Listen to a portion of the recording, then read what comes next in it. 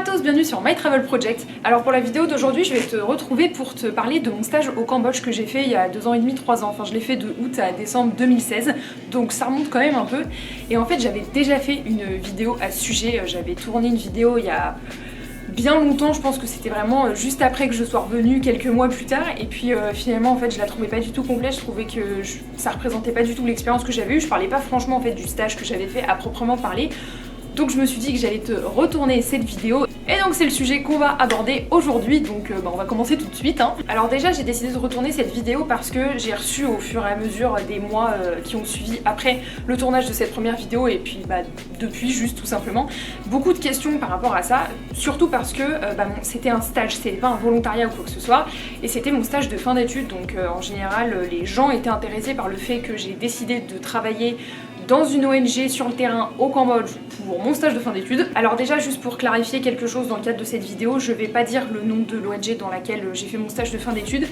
Déjà parce que je trouve pas ça pertinent, enfin l'expérience que j'ai eue concerne le fait d'avoir travaillé dans une ONG sur le terrain au Cambodge, ça concerne pas juste cette ONG spécifiquement, je pense qu'on peut aussi avoir la même expérience que moi en travaillant dans une autre ONG au Cambodge. Donc voilà, je trouve pas ça pertinent en fait de donner spécifiquement le nom de cette ONG, surtout parce que c'est mon expérience personnelle et que mon expérience personnelle ne reflète pas nécessairement l'expérience de tous les stagiaires qui sont passés par cette ONG. Et puis surtout, je suis pas le porte-parole de cette ONG, je leur ai pas demandé la permission pour faire cette vidéo, ils ont peut-être pas envie d'avoir leur image qui soit associée à cette vidéo, donc je vais pas dire le nom, voilà. Alors déjà je vais commencer par t'expliquer le contexte, donc pourquoi je suis partie au Cambodge pour faire mon stage de fin d'études. Alors tout simplement parce que comme tu viens de le comprendre, je devais faire un stage dans le cadre de mon master à l'université de Montréal et moi j'ai fait un master en relations internationales, enfin un master d'études internationales plus spécifiquement, et dans le cadre de mon master et surtout de ma spécialisation, je devais faire donc un stage pour terminer mes études, pas spécifiquement en ONG mais ça rentrait aussi dans le cadre. Moi je voulais le faire en ONG, je voulais le faire sur le terrain, je voulais travailler sur de la gestion de projet et donc j'ai commencé à chercher des offres de stage dans ce sens. Donc j'ai fait des candidatures par rapport à des offres de stage spécifiques qui avaient été postées par certaines ONG et j'ai aussi fait des candidatures spontanées. Alors j'ai pas nécessairement eu un focus en fait sur le Cambodge, à vrai dire moi d'abord je cherchais un stage en France, parce que je sais pas, je m'étais dit que j'aurais très certainement plus d'offres de stage qui sortiraient à ce moment là, mais en même temps l'idée de bosser sur le terrain m'intéressait quand même beaucoup. Donc même si au début j'ai commencé à postuler pour des offres de stage qui se passaient en France, j'ai vite abandonné l'idée, j'ai commencé à vraiment à me focuser sur des offres de stage qui se passaient sur le terrain parce que je trouvais ça hyper intéressant.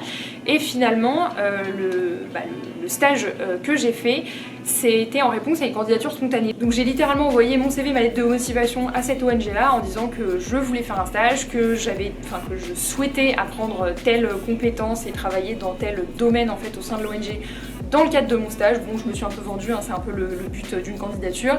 J'ai eu des entretiens, j'en ai eu 2 si je me souviens bien, et puis finalement j'ai été prise pour faire ce stage.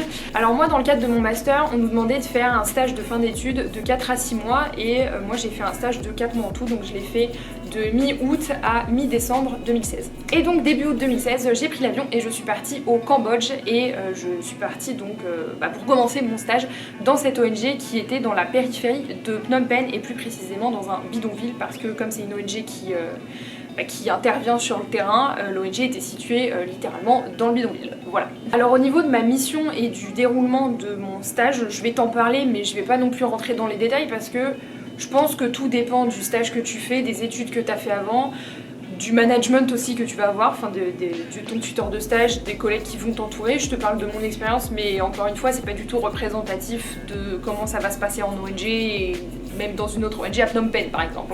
Alors moi ma mission dans le cadre de ce stage c'était l'accompagnement des projets internes, donc vraiment tout ce qui était projet de développement pour développer l'ONG en son cœur même, et aussi la collecte de fonds, donc je devais en fait aider à tout ce qui était recherche de financement. Pour le déroulement de mes journées, en fait l'ONG dans laquelle je travaillais c'était un centre d'accueil pour enfants, c'est-à-dire qu'on accueillait les enfants et les adolescents du bidonville dans lequel on travaillait à la demi-journée calquée sur le rythme scolaire. Parce qu'en fait au Cambodge l'école se fait à la demi-journée, donc pendant la demi-journée où les enfants et les adolescents n'étaient pas à l'école, ils venaient au centre d'accueil et là on leur proposait des cours de soutien dans différentes langues et aussi des activités culturelles et sportives. Donc finalement en fait le centre dans lequel je travaillais fonctionnait vraiment sur des horaires très scolaires. Donc le matin je commençais à 7h30, il y avait une première pause à 10h je crois, après on déjeunait de midi à 13h, il y avait une nouvelle pause à 15h et on finissait la journée à 16h30 je crois. Donc comme tu le vois, j'avais des horaires fixes, on déjeunait tous les jours tous avec tous les autres employés qui étaient à moitié français et à moitié khmer.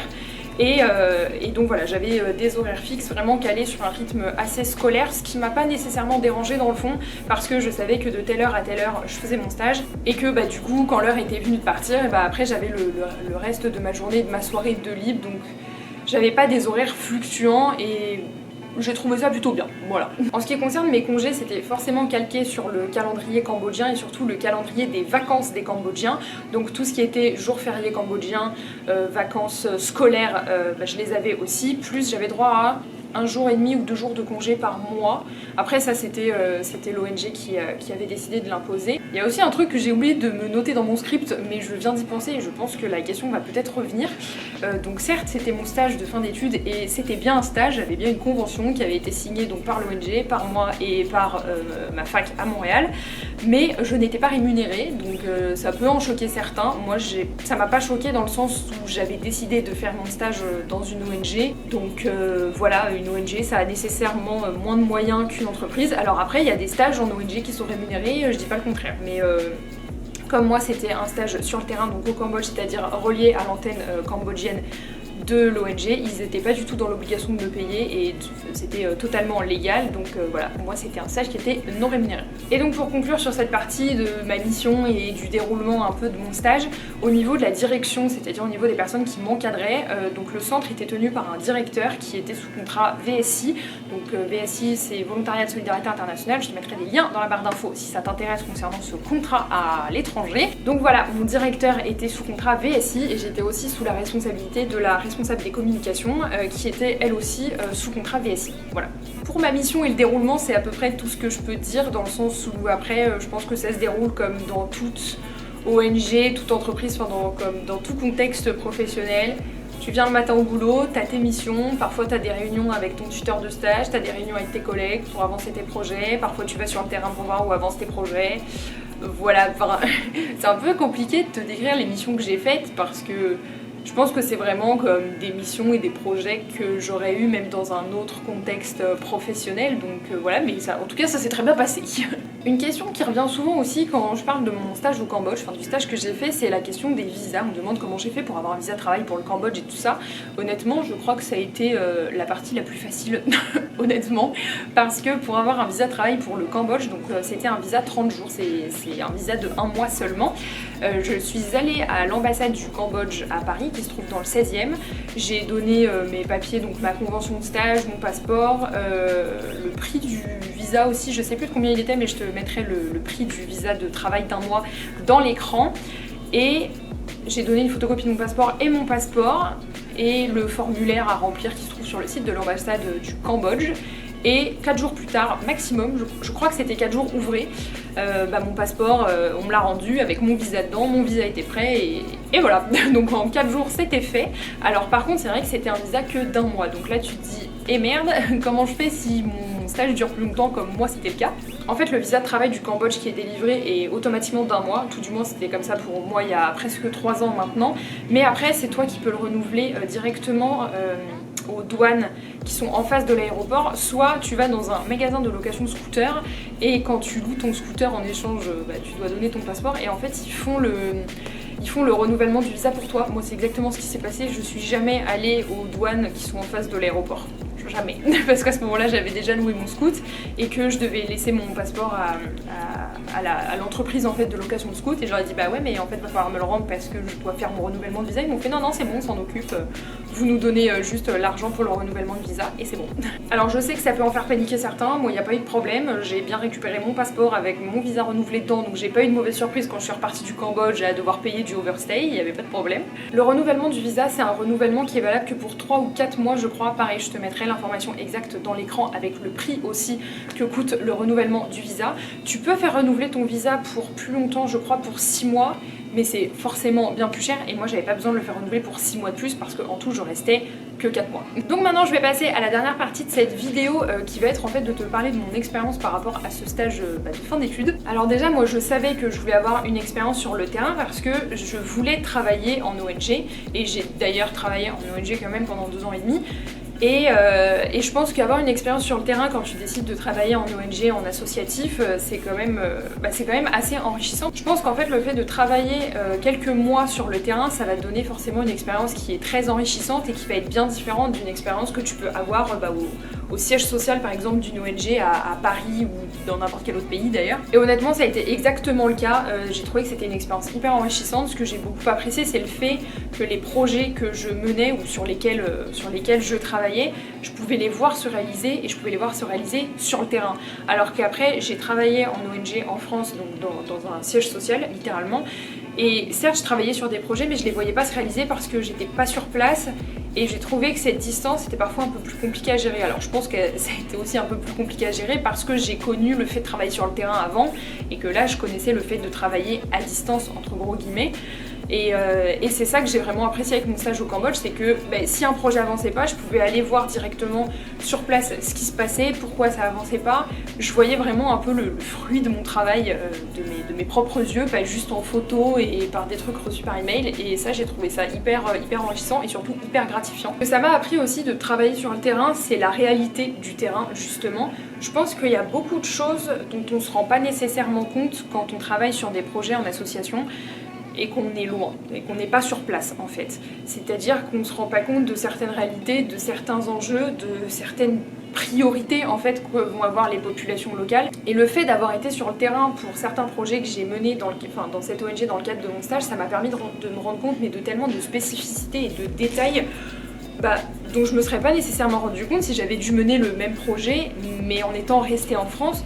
Parce que j'ai appris de cette culture et j'ai évolué dans cette culture pendant 4 mois, et dans cette culture et dans le bidonville en fait dans lequel je travaillais.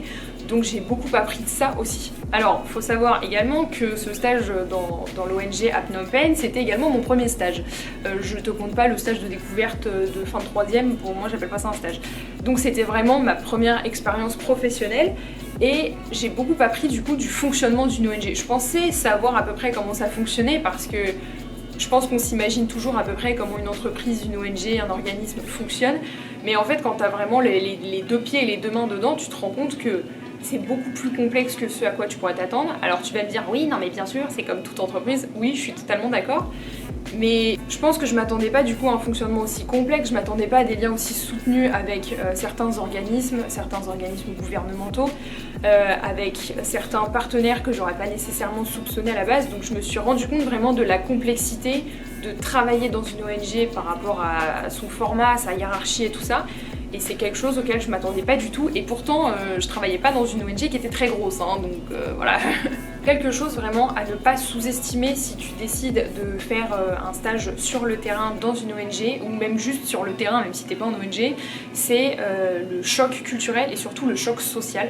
Je pense qu'il faut vraiment pas le sous-estimer. Alors le choc culturel déjà parce que moi je suis française et que j'allais littéralement travailler dans un bidonville au Cambodge, donc forcément le choc culturel était quand même important, et le choc social aussi parce que j'ai travaillé avec des personnes avec qui je partageais pas du tout le même passé, la même histoire, le même background de vie entre guillemets, donc on avait des réalités totalement différentes, ce qui a été extrêmement enrichissant aussi, mais forcément ça peut être un peu choquant, mais pas dans le sens négatif du terme, dans le sens surprenant de voir le fossé social qu'il pouvait y avoir entre moi qui venais d'Europe et les personnes avec qui je travaillais, qui étaient mes collègues en fait. Donc je pense qu'il faut vraiment pas sous-estimer ça, faut pas sous-estimer non plus les populations pour lesquelles on travaille. Parce que là, dans le cadre de l'ONG dans laquelle je travaillais, on travaillait pour la population d'un bidonville pour faire en sorte que leurs conditions de vie en fait s'améliorent quand même au fur et à mesure et qu'ils puissent être acteurs en fait de l'amélioration de leurs conditions de vie.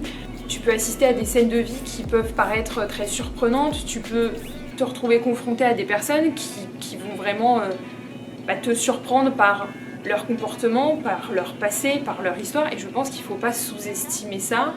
On idéalise trop aujourd'hui le travail en association sur le terrain en se disant qu'on va forcément changer la face du monde et qu'on va forcément sauver des vies et tout ça, mais c'est pas ça déjà. Et puis parfois ça peut être dur aussi psychologiquement. Alors moi je l'ai bien vécu, mais je peux comprendre en fait avec le recul que ça puisse être dur psychologiquement de se rendre compte de certaines choses en travaillant sur le terrain et auprès de certaines personnes.